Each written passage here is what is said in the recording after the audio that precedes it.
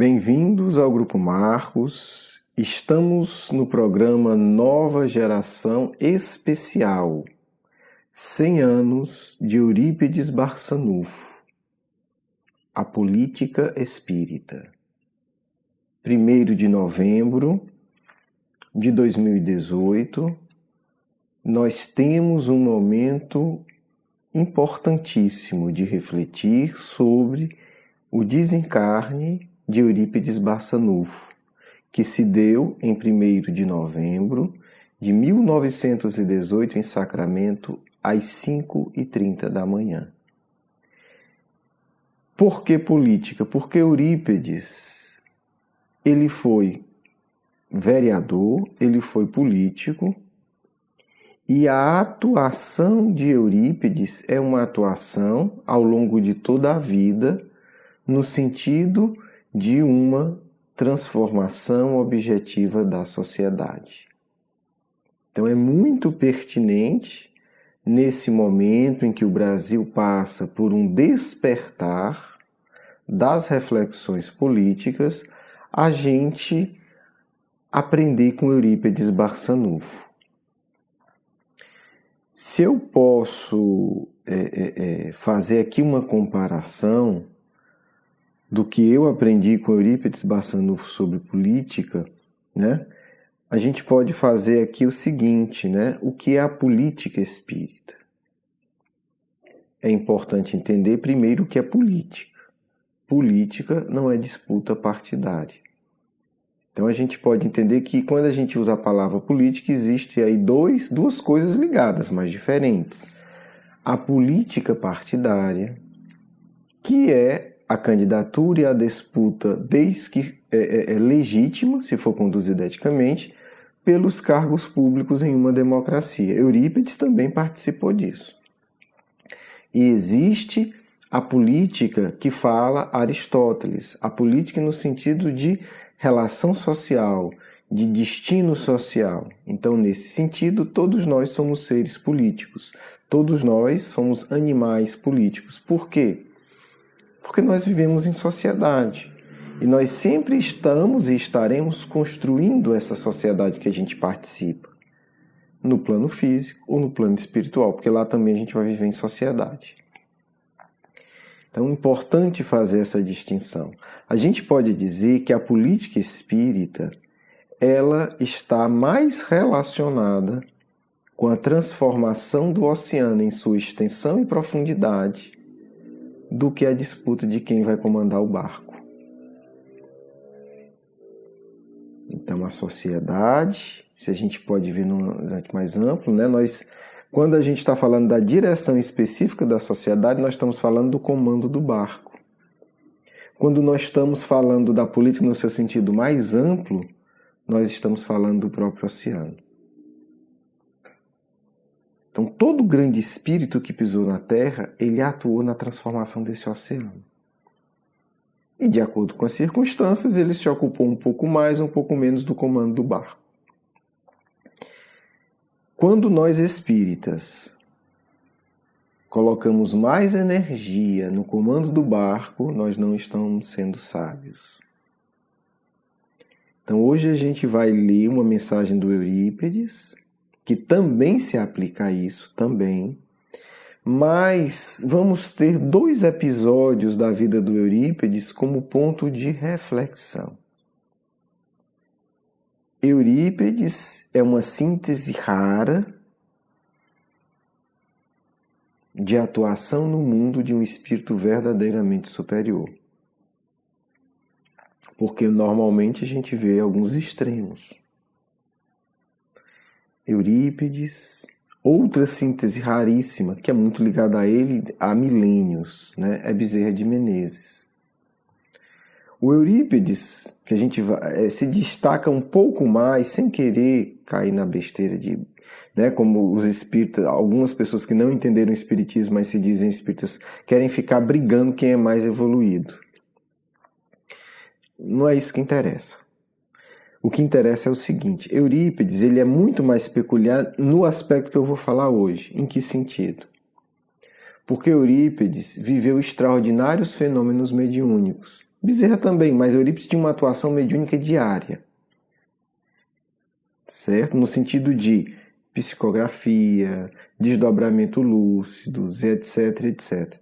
E isso, muitas vezes, eu não estou falando desses dois espíritos, estou falando de mim e de você. Muitas vezes, a gente observa, quando a gente começa a ter experiência mediúnica, a gente se torna místico, bobo, não, acha que tudo é plano espiritual, que a Terra não tem nada de interessante.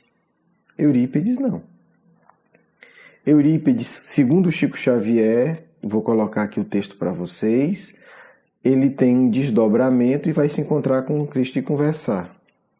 Bezerra de Menezes também teve, mas não está relatado em psicografia, então vamos ficar com o que a gente tem, certo? Ainda assim, Eurípides não perde a sua atuação social. Olha que interessante. Eurípides, muito jovem, se torna vereador. Na atuação de vereador, ele cria um cemitério público, ele se preocupa em trazer energia, eletricidade para a sua região. Bezerra, no Rio de Janeiro, também era político. E ele vai se preocupar com a higiene do açougue do Rio de Janeiro, por exemplo. Então, não são espíritos, né, fininhos, delicadinhos, que não querem colocar a mão na massa, não. Ok. Eurípides renuncia ao cargo de vereador por uma questão de coerência democrática. Porque na época, eu não vou entrar no detalhe, mas na época, as instâncias superiores do Estado, do poder político do Estado, eles tinham a prerrogativa, então isso era legal na época, de renovar o mandato de vereador. Em vez de ter eleição, era feito um decreto e o mandato era renovado. Isso era legal. Ainda assim, Eurípides não se sente confortável com esse tipo de atitude. Era legal, mas Eurípides não achava que era moral. E aí, por conta disso, Eurípides se afasta da política partidária. Mas Eurípides atua em duas áreas que até hoje são centrais. E atuava de uma forma política no sentido de transformação do oceano, não do barco. O que é que Eurípides fazia? Se eu perguntar para qualquer brasileiro hoje, me cite 4 ou 5 áreas centrais da sociedade, essas duas vão estar dentro. Educação e saúde. Educação e saúde.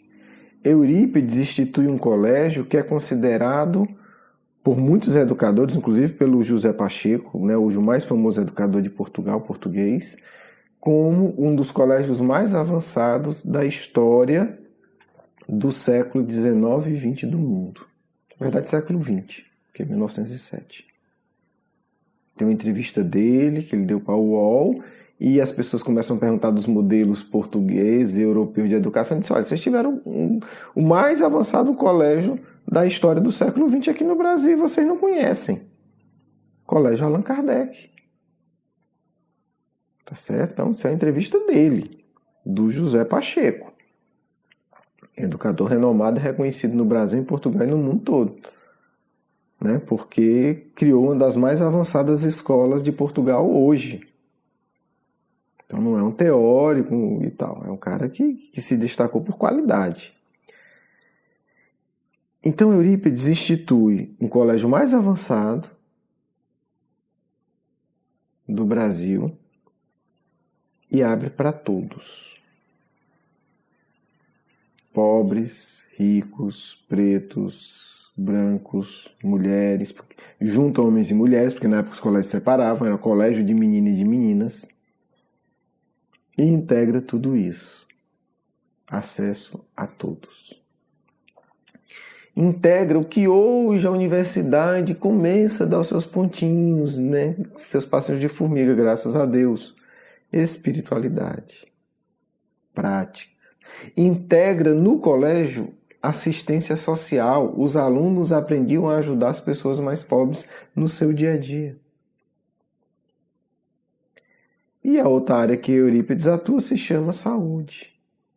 Também integrado com a espiritualidade. Ele chegava a psicografar mais de 1000 receitas num dia. Atendendo gente da região e do mundo. Acesso a todos. Então a atuação de Eurípides era uma atuação social ostensiva e objetiva. Integrado com todas as suas experiências mediúnicas maravilhosas, de evidência, de regressão de memória, de sair do corpo lúcido, de materialização. Isso para o Eurípides era rotina. Não era assim, nossa, o Eurípides saiu do corpo, foi ali, se materializou e fez um parto. Uma vez, não. Isso aconteceu centenas de vezes. E aí, é o único tipo de mediunidade que os espíritos colocam para Kardec em O Livro dos Médiuns, que esse tipo de coisa só é feito por espírito muito evoluído. Olha que interessante. Psicografia não precisa ser não precisa ser evoluído para psicografar. Vidência não precisa. Materialização não precisa.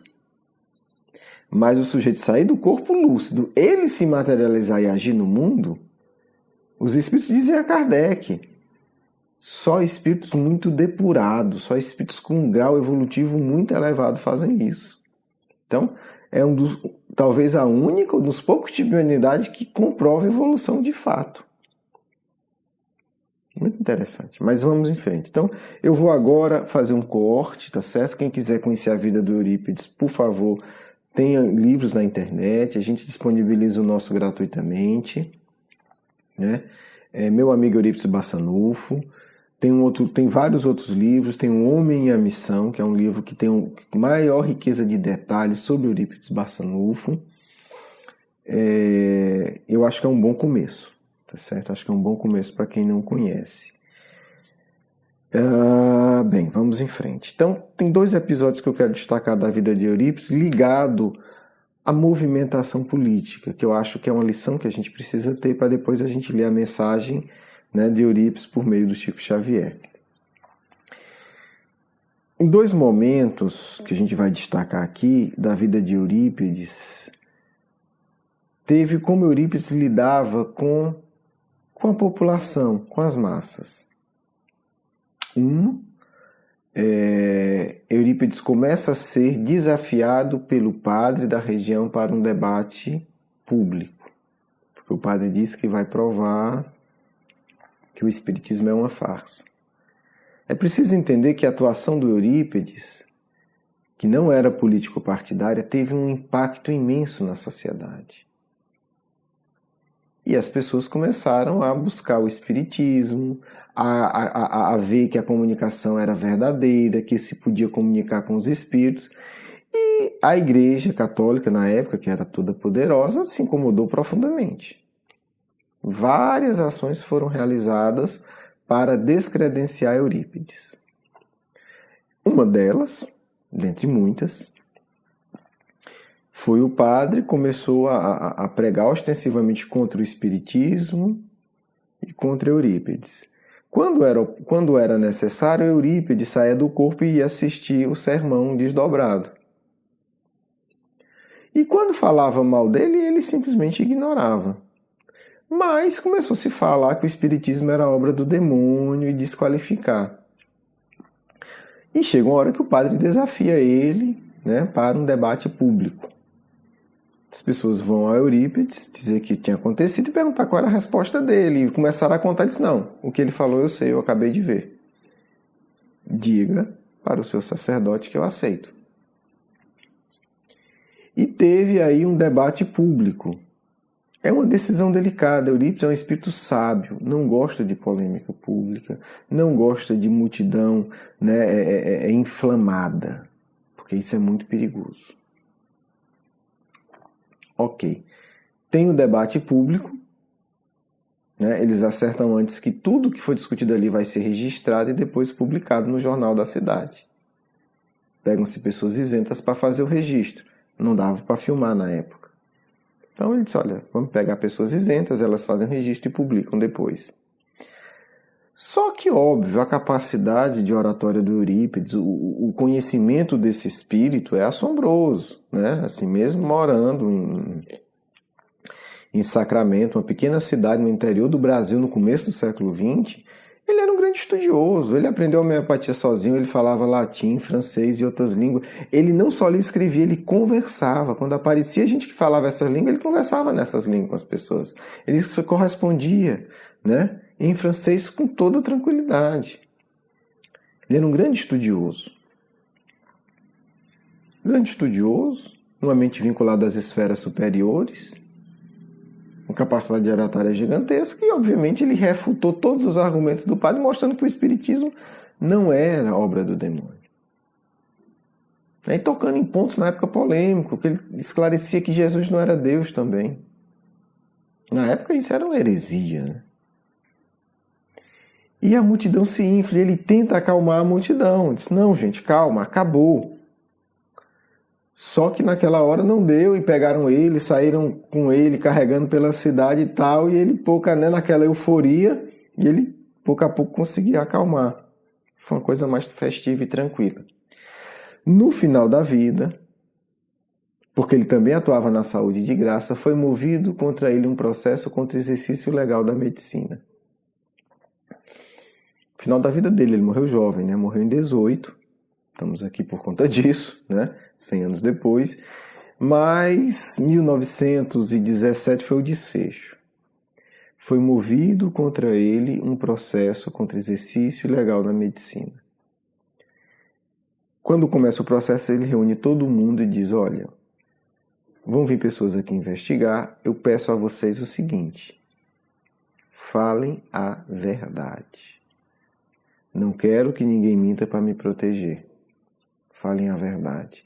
Falem o que eu fiz, falem que eu nunca recebi nada, que eu não cobrava, mas que de fato eu curava.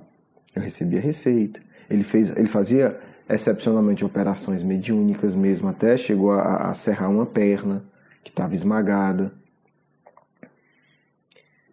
O fato é que isso foi feito. É nesse momento de intensa prova que, se de fato corria, né, pelo menos a sensação era que ele podia ser preso, é nesse momento que ele está indo, né, por volta das 5 da manhã, acredito, para a farmácia. No livro tem lá os horários que ele trabalhava, que ele encontra com uma figura extraordinária, materializada, que vai conversar com ele. Essa figura é nada menos que Jesus de Nazaré. Ele encontra com Cristo na rua, na esquina, no lado de uma árvore. O Cristo aparece para ele, né? Obviamente a gente não sabe os detalhes em minúcia, mas ele que conta essa história. Ele diz que o Cristo olha para as estrelas e é como se do olhar dele jorrasse luzes que tocavam as estrelas. Ele fala do deslumbramento que é o olhar do Cristo. E ele fala que o Cristo diz para ele, com a energia do Cristo, né? Eu não sei o que é isso. Com muita serenidade contemplando, né, o céu. Né? Estamos falando, acredita aí que bem cedinho. Talvez ainda tivesse escuro, não sei. Um pouco escuro, não sei. E o Cristo diz, a vitória está com aqueles que estão com Deus. E aí Eurípides chega na farmácia, né? A Dona Amália diz que ele está meio pálido, meio tremendo, e ele diz, eu nunca pensei que isso fosse possível, Dona Amália. Você sabe com quem eu acabo de encontrar? E aí ele diz, com o próprio Cristo. 5 minutos depois ele está trabalhando.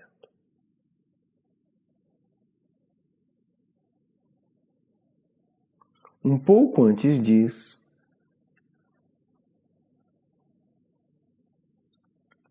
as pessoas começam a ficar, né, os beneficiários, eles ficam revoltados com um processo, porque na verdade o processo era de quê? Uniu-se os católicos, a Associação Católica, mas quem estava à frente era o dono, era um médico, dono de uma farmácia, que era na mesma rua da farmácia do Eurípides. Ora, Você prefere ir para um médico humano, que cobra caro, que vende remédio caro, ou você prefere estar no outro lado da rua, sendo atendido por Bezerra de Menezes, através de Eurípides Barçanufo de graça? Imagine. Então Eurípides estava ferindo muitos interesses. E aí, foi um período difícil. E Eurípides, quando saiu esse resultado, teve uma postura muito sábia. Mas para que vocês entendam, eu vou voltar um pouco antes. Eurípides, como vocês devem imaginar, trabalhava também em desobsessão. E tem um espírito que ele dialogava muito com ele. Um espírito das trevas, muito sábio. Eurípides demorou muitos meses. E eram conversas de 1 hora, de 1h30. Eurípides sempre conversando com ele. Ele veio inicialmente questionar o trabalho do Eurípides, como líder das trevas, e começaram a desenvolver todo um diálogo de reflexão sobre a vida, sobre Deus, sobre a espiritualidade. E aos poucos Eurípides foi conseguindo, com a sua luz, com a sua firmeza, com a sua honestidade intelectual, alterar, sugerir esse espírito um outro caminho. Então, foram muitos meses, talvez 1 ano, 1 ano e meio, de diálogos muito profundos. Nós estamos falando de um espírito muito, muito inteligente, apesar de das trevas. Depois desses diálogos, o espírito diz que vai parar as atividades para refletir realmente o que ele quer fazer. Neste momento de querer empreender Eurípides, esse espírito volta e diz para Eurípides: eu vou matá-los todos, porque eu sei fazer revolução. Eu sei criar um clima de acirramento, de ânimos necessário para que nesse clima eu mate quem eu quiser. Todos aqueles que estão lhe perseguindo serão mortos de forma muito violenta. Eu sei fazer isso, Eurípides, eu vou fazer. E aí Eurípides, conversando com ele, com muita lucidez, convence-o a não fazer nada. Temos aí 2 lições. Uma, como os espíritos das trevas podem facilmente nos manipular em um ambiente de acirramento, de raiva. Como nós nos tornamos vítimas das trevas quando a gente se liga energeticamente a um clima de excessiva polêmica. Seja com que pretexto for, mesmo defender Eurípides Barçanufo.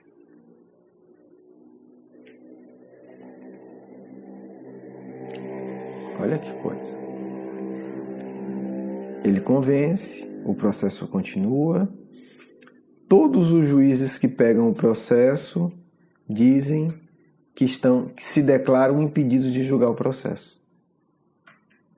Porque todos eles foram beneficiados direto ou indiretamente de Eurípides Barçanufo.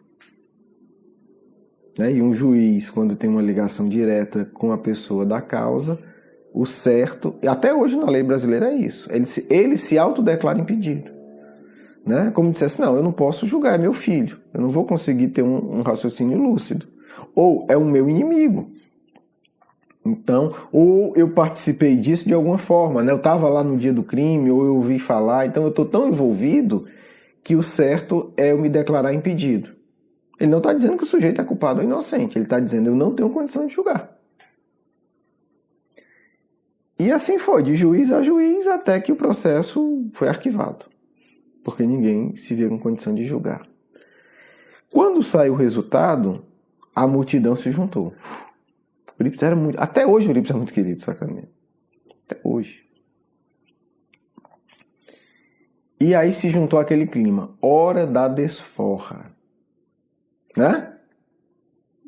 Provamos que estamos certos, agora vamos chamar quem acusou para prestar conta. Eurípides ficou muito preocupado. Ao ponto dele reunir todo mundo, agradecer e muito emocionado e muito tocado, dizer, aqui minhas palavras: se eu posso fazer um único pedido para vocês, eu suplico que retornemos às nossas atividades normais. Se eu posso pedir qualquer coisa, voltemos ao nosso dia a dia. Voltemos à ordem. Voltemos a cada um cumprir a sua tarefa. Essa é a política espírita, gente. Essa é a política espírita que Eurípides ensina. É a política do Cristo. É cumprir o nosso dever cotidianamente. Não é pegar um pedaço de pau e passar e tacando nos outros. Independente do motivo. Não é ficar humilhando o outro porque você ganhou a causa. Porque aquela disputa era simplesmente uma disputa de barco, não era uma disputa de oceano. O espírita, ele se preocupa com a disputa do barco. Mas o trabalho do Cristo é com o oceano. Nós não podemos perder o foco. Temos que estar atento ao barco? Temos. Mas o nosso coração tem que estar vinculado à preocupação do oceano, que engloba todo mundo que está no barco e outras milhões de circunstâncias.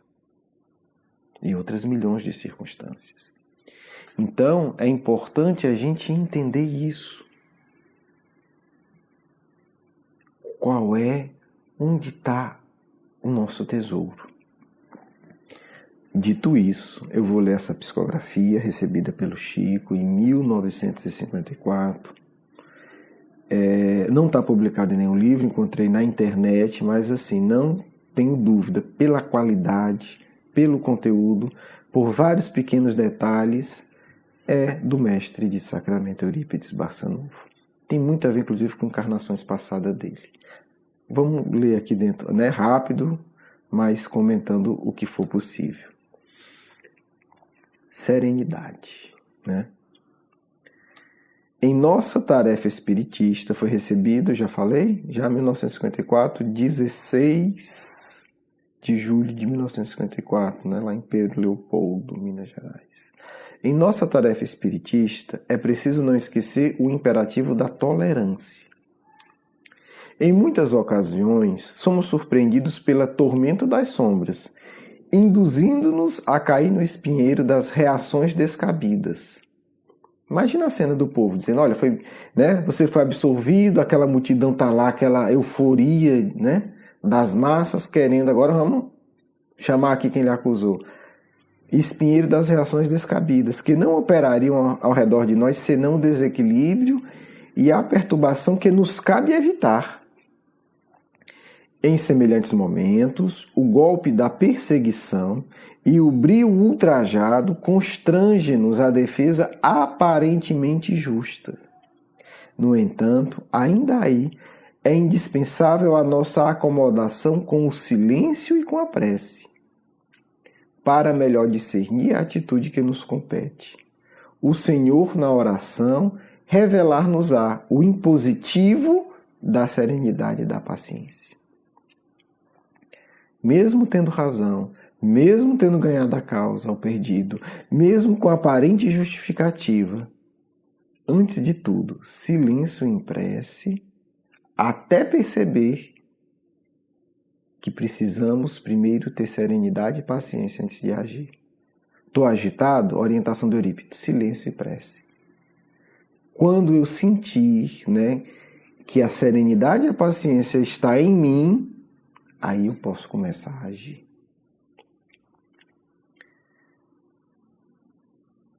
Continuando. E a verdade cristalina ensinar-nos-á a enxergar o desespero, onde reponta a crítica indébita. Será que a gente tem que se colocar num estado psíquico tão profundo que a gente vai olhar aquele que faz uma crítica injusta como um desesperado? Gente, isso é muito legal, né? Eu tenho que ver não a crítica injusta, não a acusação apenas. Eu tenho que conseguir localizar o desespero psíquico daquele ser que gera aquela crítica. Enquanto eu não faço isso num clima de serenidade e paciência, eu não devo fazer nada. Enxergar também, continuando aqui, a infantilidade onde prevalece a mentira. Por que a Eurípides está dizendo que a mentira é infantil? Porque Eurípides tem uma percepção profunda da vida. E qualquer um que tem sabe que a mentira é infantil. A mentira é assim, gente. É aquela criança que está na frente de você brincando, coloca um saco na cabeça e diz: você não está mais me vendo, eu me escondi. Do ponto de vista espiritual, mentira é isso, né? É você estar numa multidão, em cima de um palco, botar um saco na cabeça e achar que está escondido. Porque do ponto de vista espiritual não tem nada oculto, nem teu pensamento. Então, quando a gente mente, a gente está fazendo isso, a gente acha que vai esconder. Não, ninguém vai saber. Ninguém. Está gravado, está filmado. Você já teve, como diz Paulo, uma multidão de testemunhas invisíveis. E aquela gravação é inapagável, porque ela está em você e está no fluido cósmico universal. Existem aparelhos, alguns dizem, é uma longa história, outro dia eu falo disso, dizem que já tem na Terra esse tipo de aparelho. Foi uma pessoa, enfim, não vou contar a história toda, mas é uma pessoa de extrema consciência, né, que me contou isso. Né, alguém que era ligado até o Papa que morreu. Tive a oportunidade de conversar com a pessoa, ela me contou. Mas o fato é que no plano espiritual isso é comum, está no Memórias do Suicida. Existem aparelhos que captam do fluido cósmico universal a história toda. Então tudo que você fez e pensou e sentiu está gravado em você e tem uma fonte externa de gravação. Só para você entender como é que funciona. Bezerra de Menezes fala isso nos Dramas da Obsessão, através da Ivone Pereira. Então, é infantil achar que eu vou mentir. Não dá. Aí continua Eurípides. A loucura onde surge o azedume e a condenação. Então, se a gente não estiver vendo isso, a gente está fora do nosso equilíbrio espiritual. Silêncio e prece. Até a gente alcançar um patamar de serenidade onde isso fica claro. Vamos em frente. No coração governado pelo amor de Jesus, não há lugar para a dignidade ferida. Olha que coisa. Porque a dignidade... Olha, o que é dignidade? Para um coração governado pelo Cristo. Porque a dignidade do discípulo do Evangelho brilha, acima de tudo, no perdão incondicional das ofensas e no serviço incessante à extensão do bem. Estamos falando de mudança de oceano, não de comandante de jangada. A língua acusadora ou ingrata é bastante infeliz por si mesma. Aquela pessoa ela já está desgraçada o suficiente, ela já está torturada e punida o suficiente. E as mãos que apedrejam e dilaceram trazem consigo suficiente infortúnio. Abstenhamos, pois, de julgar, não porque nos faleçam conhecimentos ou valor. Olha que coisa. A gente não deve julgar, não é porque a gente não sabe das coisas, não. Ou porque a gente não tem capacidade intelectual, não. Por que a gente não deve julgar? Olha que coisa. Eurípides é um espírito extremamente culto, estudioso. Por que a gente deve se abster de julgar? Não é porque a gente não tem a capacidade de julgamento, não é porque a gente não tem informação necessária, mas porque somos servidores da causa de Cristo. Tem uma questão hierárquica aqui. E somente no Senhor, somente ao Senhor, cabe a supervisão da obra redentora a que fomos chamados. A gente vê muito no exército uma questão que é muito séria e muito bonita, que se chama hierarquia. Não cabe. Não cabe ao soldado desobedecer ao general. Não cabe, não existe isso. O que o Eurípides está falando é de uma hierarquia mais austera e mais bonita. Por que é que eu não devo julgar? Porque eu não, mesmo sabendo e mesmo tendo capacidade intelectual, porque nós voluntariamente queremos estar dentro de uma hierarquia. Como servidores, soldados, né, rasos, servidores da causa do Cristo.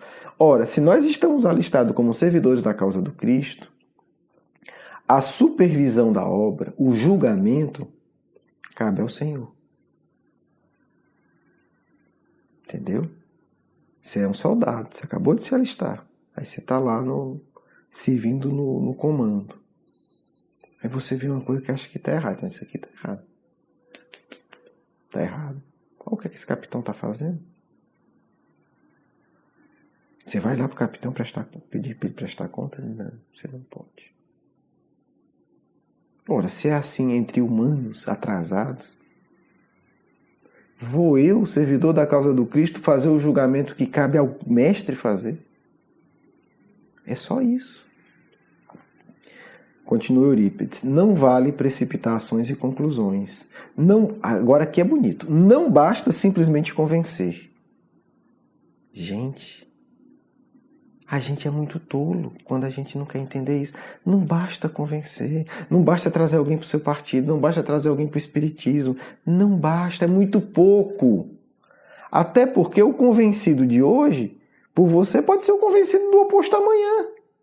A gente vê isso todo dia. Não basta convencer. É muito pouco para a nossa causa. Continua Eurípides. A tolerância construtiva do bem não repousa, ser-nos-á infalível guardião no espaço e no tempo, favorecendo nos outros, tanto quanto a nós mesmos, a visão clara da vida. Convencer não vale nada do ponto de vista espiritual, ou quase nada. É a ação no bem continuada, a tolerância construtiva.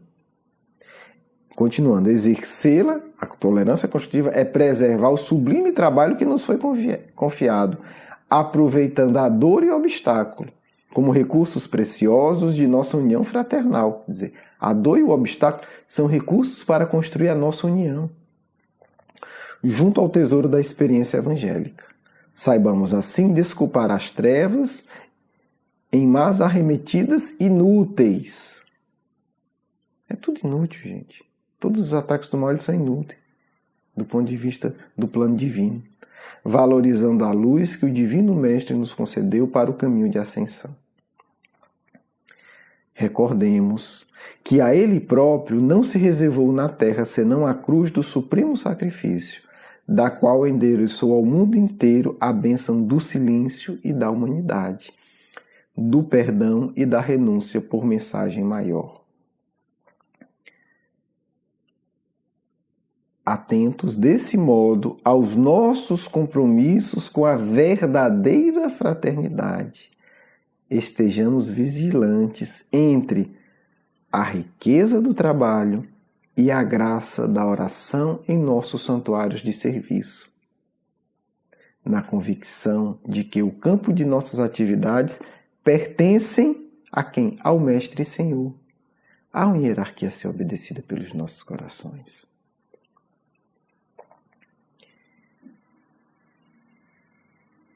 Conclui Eurípides, né?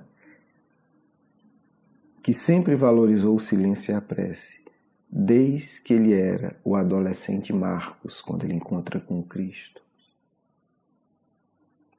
Então, não é obra de 1000 anos, gente. 1000 anos não resolve. É de alguns milênios. Então, não precisa de tanto desespero. Você converte o indivíduo a A, B ou C, ele desencarna. Quando ele reencarna, ele nem lembra. Olha que inútil. Então se trata de transformação profunda, é isso que interessa. Último parágrafo. E na certeza de que, agindo sobre as normas do amor, que ele acabou de falar e eu comentei mais ainda, de que somos depositários, tê-lo-emos em toda parte por advogado infalível. Advogado infalível com letra maiúscula. A pronunciar-se por nós no momento oportuno. Não precisamos nos defender. É o que Eurípides está dizendo. Não precisamos convencer ninguém, converter ninguém. É errado se isso for feito à força. Precisamos lidar com dor e obstáculo, construindo uma relação fraternal para este milênio.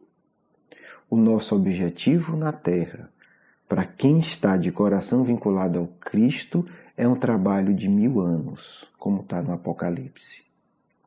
Nós temos 1000 anos de trabalho pela frente. Não vale a pena brigar por tolice. Não podemos desperdiçar a riqueza do trabalho. Então fica aí o conselho de Eurípides para mim e acredito que para todos nós. Enquanto nós não conseguirmos ver a dor do outro, o desespero e o sofrimento que leva o outro a caluniar e a nos agredir, nós precisamos de silêncio e prece, até que a serenidade e a paciência se instalem em nós, para que a gente saiba esperar a manifestação do advogado infalível, do Senhor da vinha.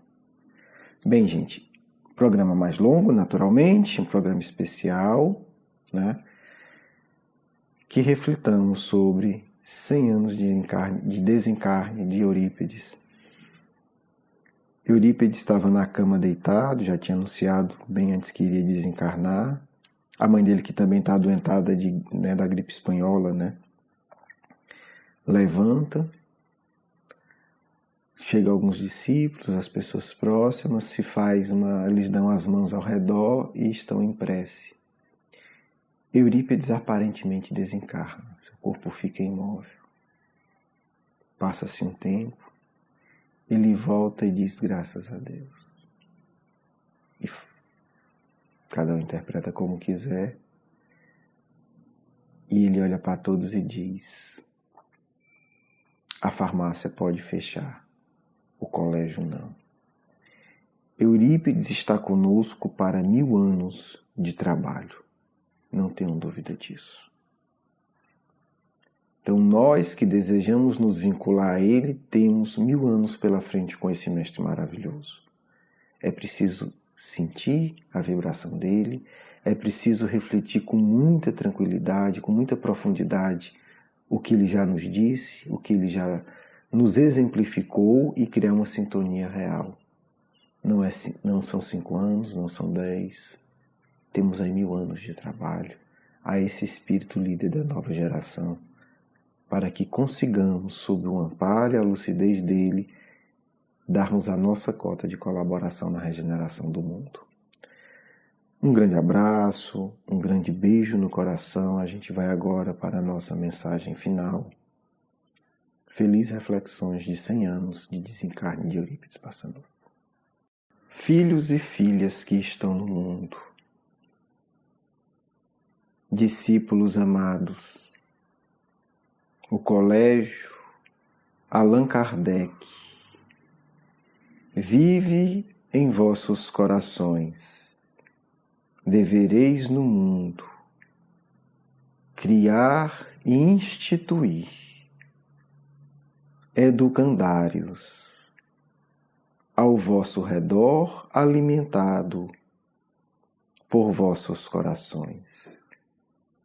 Utilizamos, na época do colégio, todos os recursos necessários que estavam disponíveis para ofertar a melhor educação possível a todos. Precisais fazer o mesmo. Refiro-me aqui à utilização da ampla e vasta tecnologia viável para que crieis educandários virtuais, mas que possuem consequências reais no coração daqueles para quem a mensagem é dirigida. O Colégio Allan Kardec é um projeto que se desdobra em nosso plano e que irá revisitar o mundo a partir de ações centralizadas por nossa equipe de ação, mas descentralizadas do ponto de vista físico no mundo da matéria densa. É preciso que cada um, em sua área de ação, indague-se, como fizemos no passado, como integrar não a teoria espírita, mas também a prática espiritual em minhas ações. Verificareis que isso foi possível com os recursos limitados do início do século passado. Que podeis fazer agora? Como integrar cada área de atuação específica com as provas da imortalidade? O novo Pentecostes que se anuncia deverá gerar uma abundância de provas da imortalidade. Sois médico? Sois fotógrafo? Sois desenhista? Como integrar isso? As provas da imortalidade. Porque o mundo precisa de um novo Pentecostes. A terra carece de provas em abundância, surgida em todos os lugares, para que a incredulidade seja, de uma vez por todas, aniquilada do coração humano. Não pela violência impositiva, mas pelas riquezas das comprovações que todo verdadeiro cristão se verá obrigado a gerar. Portanto, que pensemos honestamente como gerar provas da sobrevivência após a morte. Como colaborar na difusão desses saberes sagrados, porque precisamos, antes de mais nada, consolidar na mente do espírito encarnado a perspectiva da continuidade da vida em seu aspecto real e objetivo.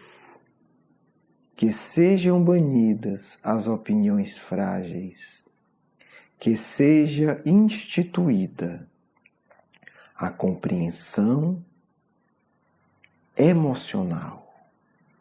Eu continuarei vivendo. A imortalidade, portanto, é a nossa tarefa central em relação à educação da nação brasileira.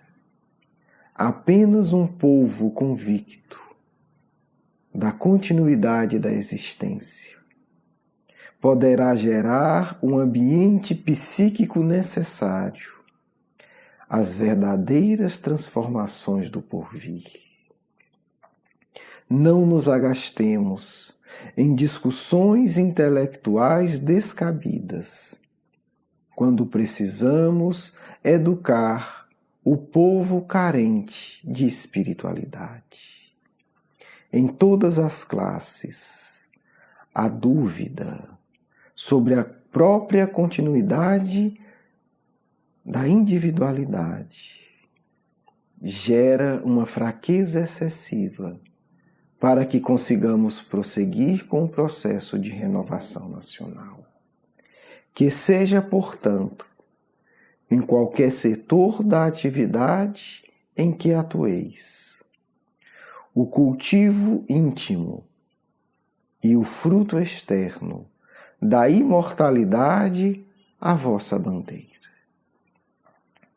Se em 100 anos construirmos uma nação absolutamente convicta da continuidade da vida e das consequências da justiça vinculadas a essa continuidade, estaremos aptos a receber os ensinos mais elevados de Jesus de Nazaré.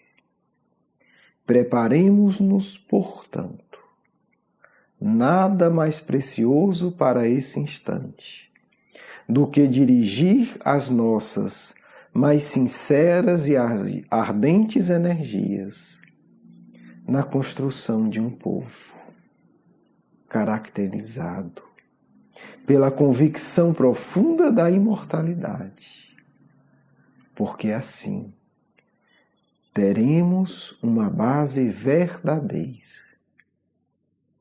para construir a primeira nação cristã da história deste planeta, que há de ser a pátria escolhida por nosso Senhor Jesus Cristo, a terra do Cruzeiro, onde a cruz santa será venerada todos os dias por meio da abnegação, e onde uma chama eterna do amor, um braseiro de luz, há de conduzir a humanidade a um patamar superior. De vosso amigo e irmão, Eurípides Barçanufo. Quero agradecer o seu carinho, a sua atenção, e para conhecer mais do nosso curso Educação Espírita, um convite à juventude, do nosso programa Nova Geração e os nossos livros, por favor, visite o nosso blog grupomarcos.com.br. Você é muito bem-vindo. Um grande abraço.